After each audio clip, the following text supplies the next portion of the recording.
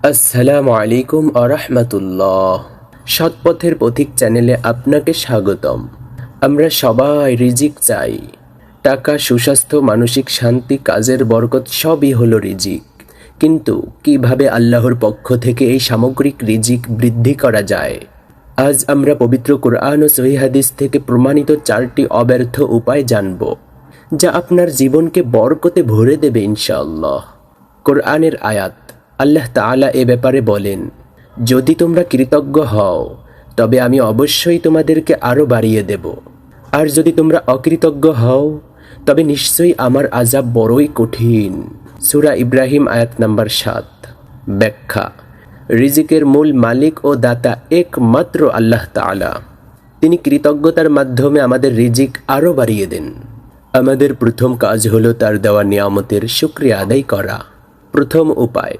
রাসূলুল্লাহ সাল্লাল্লাহু আলাইহি ওয়াসাল্লাম বলেছেন, যদি তোমরা আল্লাহর উপর যথাযথ ভরসা করতে তবে তিনি তোমাদের এমনভাবে রিজিক দিতেন যেমন তিনি পাখিদেরকে দেন। তারা ভোরে খালি পেটে বের হয় এবং সন্ধ্যায় ভরা পেটে ফিরে আসে। সহিহ তিরমিজি হাদিস নং 2344। আমল। আমরা আমাদের সাধ্যমতো চেষ্টা করব, তবে ফলাফল ও রিজিকের জন্য আল্লাহর উপর দৃঢ় আস্থা ও ভরসা রাখব। দ্বিতীয় উপায়। আল্লাহর কাছে বেশি বেশি ক্ষমা চাওয়া বা ইস্তিগফার করা। কোরআনের আয়াত। নবী নূহ আলাইহি ওয়াসাল্লাম এর বক্তব্য তুলে ধরে আল্লাহ তাআলা বলেন, আর বলেছি তোমাদের রবের কাছে ক্ষমা চাও, নিশ্চয়ই তিনি ক্ষমাশীল। ক্ষমা চাইলে তিনি তোমাদের জন্য প্রচুর বৃষ্টি বর্ষণ করবেন, আর তোমাদেরকে ধন, সম্পদ ও সন্তান সন্ততি দ্বারা সাহায্য করবেন, এবং তোমাদের জন্য জান্নাত সমূহ ও নদ নদী সৃষ্টি করবেন। সূরা নূহ আয়াত নাম্বার 10 থেকে 12। আমল। দৈনিক বেশি বেশি আস্তাগফিরুল্লাহ আস্তাগফিরুল্লাহ পাঠ করা। তৃতীয় উপায়। রাসূলুল্লাহ সাল্লাল্লাহু আলাইহি ওয়াসাল্লাম বলেন, যে ব্যক্তি চায় যে তার রিজিক বৃদ্ধি হোক এবং তার জীবন দীর্ঘ হোক, সে যেন আত্মীয়তার সম্পর্ক বজায় রাখে। সহিহ বুখারী হাদিস নং 5985। আমল।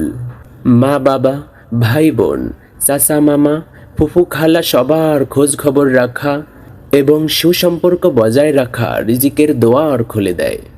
চতুর্থ উপায়। দান করা। আল্লাহ তাআলা বলেন, তোমরা যা কিছু দান করো তিনি তার প্রতিদান দেবেন এবং তিনি শ্রেষ্ঠ রিজিক দাতা। সূরা সাবা আয়াত নং 39। নবী সাল্লাল্লাহু আলাইহি ওয়াসাল্লাম বলেছেন, দান করলে সম্পদ কমে না। সহিহ মুসলিম হাদিস নং 2588। আমল। নিয়মিত অল্প হলেও দান করার অভ্যাস করুন। এটি আল্লাহর সাথে ব্যবসার মতো, যেখানে ক্ষতি নেই, শুধু লাভ আর লাভ। উপসংহার ও আহ্বান। এই 4টি সহজ আমল: শুকরিয়া আদায়, আল্লাহর উপর ভরসা, ইস্তিগফার, আত্মীয়তার সম্পর্ক রক্ষা এবং দান আপনার রিজিক, সম্পদ এবং শান্তিতে বরকত বর্ষণ করবে। আহ্বান। প্রিয় দর্শক, আজ থেকে এই আমলগুলো শুরু করুন এবং দেখুন আল্লাহ তাআলা আপনার জীবনে কেমন পরিবর্তন আনেন। ভিডিওটি ভালো লাগলে লাইক ও শেয়ার করুন এবং এমন আরও ভিডিও পেতে আমাদের সৎপথের পথিক চ্যানেলটিকে সাবস্ক্রাইব করে আমাদের সাথেই থাকুন। আল্লাহ তাআলা আমাদের সকলকে ভালো রাখুন, সুস্থ রাখুন এবং রাসূলের আদর্শ অনুযায়ী চলার তৌফিক দান করুন। আমিন। আসসালামু আলাইকুম আরহামাতুল্লাহ।